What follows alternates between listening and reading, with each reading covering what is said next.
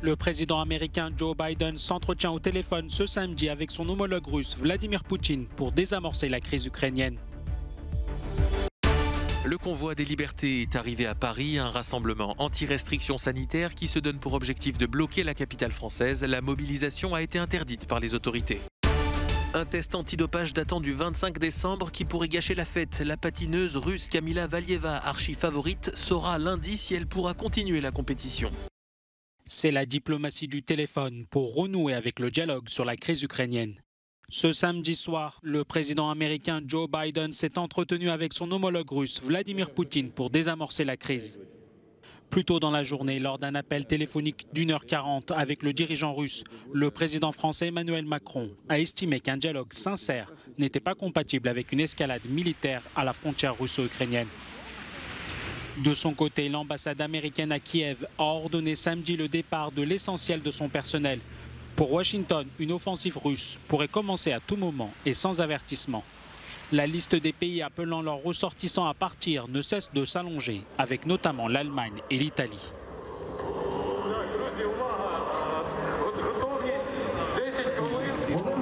À Kiev, des milliers de manifestants ont défilé contre Vladimir Poutine et en soutien au gouvernement ukrainien.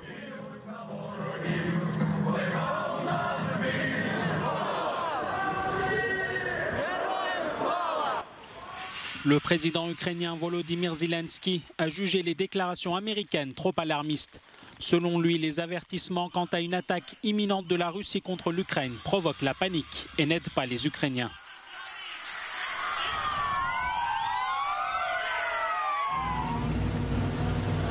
En parallèle aux efforts diplomatiques pour désamorcer la crise, les armées russes et bélarusses poursuivent des manœuvres militaires qui ont débuté ce jeudi au Bélarus.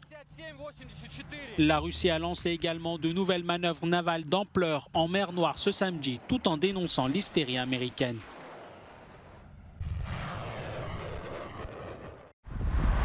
Le convoi des libertés est arrivé à Paris samedi matin et accueilli par les forces de l'ordre sur le périphérique. Ce mouvement anti-restriction sanitaire est né sur les réseaux sociaux depuis plusieurs jours et a pour objectif de bloquer la capitale française ce samedi avec des centaines de véhicules venus de toute la France. Un mouvement qui s'inspire de la mobilisation des camionneurs canadiens. Face à eux, un important dispositif a été mis en place, notamment des véhicules blindés, une première depuis les manifestations de Gilets jaunes fin 2018.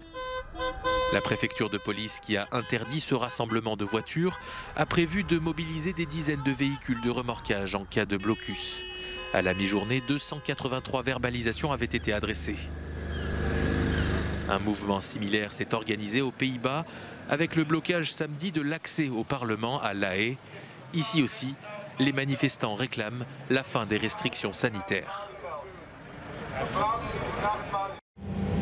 Ce pont reliant les États-Unis et le Canada est bloqué depuis plusieurs jours par des manifestants anti-restrictions sanitaires.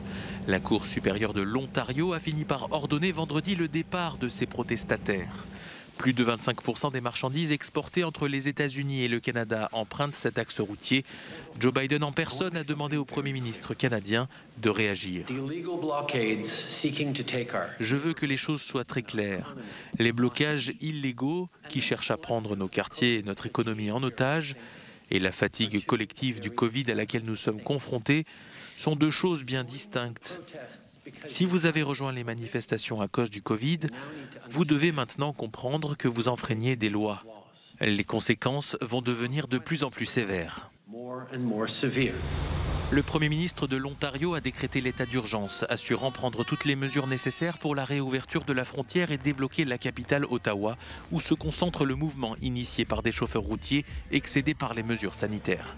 Jusqu'à présent, les autorités avaient évité d'envoyer des forces de l'ordre pour déloger les manifestants, donnant une impression de fébrilité du pouvoir, ce qui a valu à Justin Trudeau d'être très critiqué par l'opposition. Le tribunal arbitral du sport doit se prononcer lundi sur le sort de Kamila Valieva. À 15 ans, la prodige russe, grande favorite de l'épreuve de patinage artistique, est au cœur d'une affaire de dopage.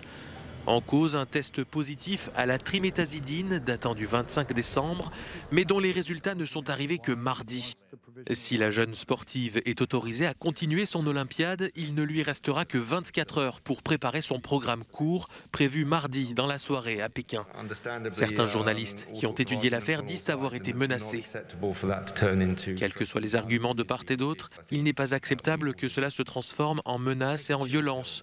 Je pense que nous devons tous nous calmer, a déclaré le porte-parole du Comité international olympique.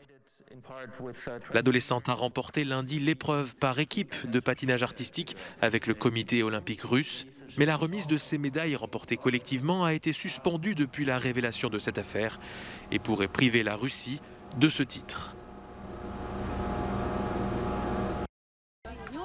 Ces familles attendent avec impatience devant la prison d'Insein à Rangoon en Birmanie pour retrouver leurs proches qui vont être libérés par le pouvoir en place.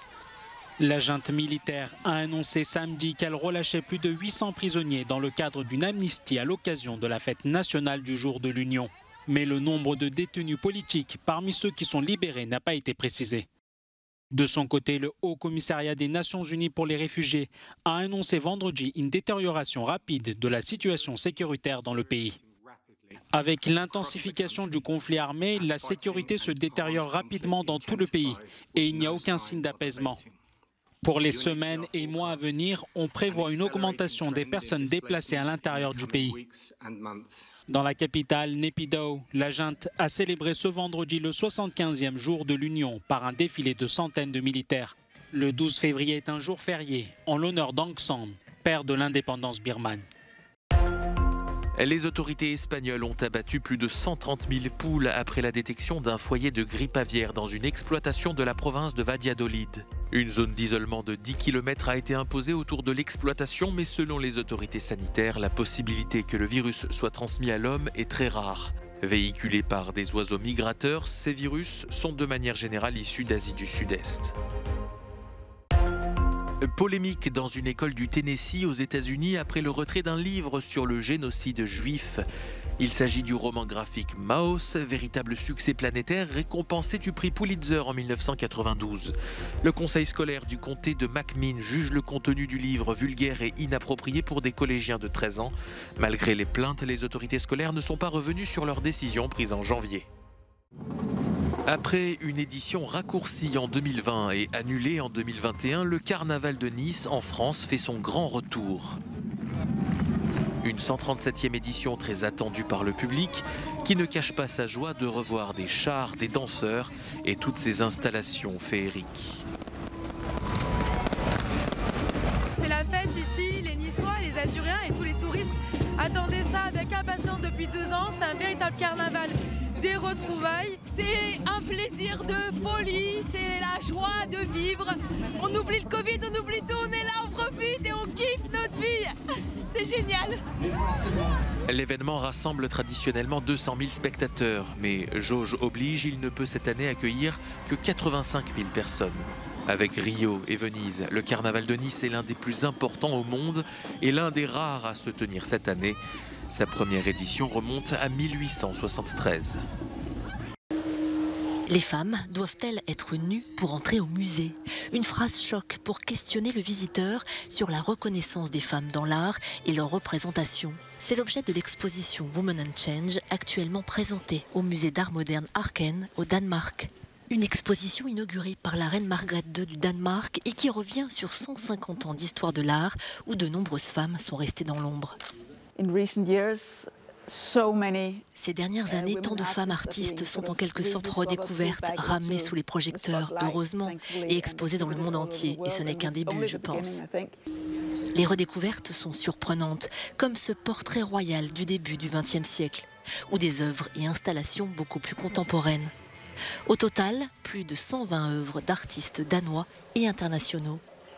Mais quand on va à la librairie du musée, on remarque l'absence presque totale de femmes dans les éditions d'art. Nous avons simplement sorti un livre et nous avons commencé à compter. Et puis nous avons réalisé que sur une centaine de livres, ce sont tous des monographies, donc chaque livre est consacré à un artiste. Il n'y avait que 5 femmes. Dans tous les livres, il y avait 5 femmes sur une centaine. C'est difficile pour les gens de ne citer que 10 femmes artistes. Pourquoi ne sont-elles pas des noms familiers comme Picasso ou Andy Warhol? C'est simplement parce que lorsque ces canons sont fabriqués, ils sont laissés de côté. L'exposition Women and Change est une occasion unique de voir la diversité de la créativité des femmes, bien au-delà du genre et des conventions, à découvrir jusqu'au 14 août au musée d'art moderne Arken.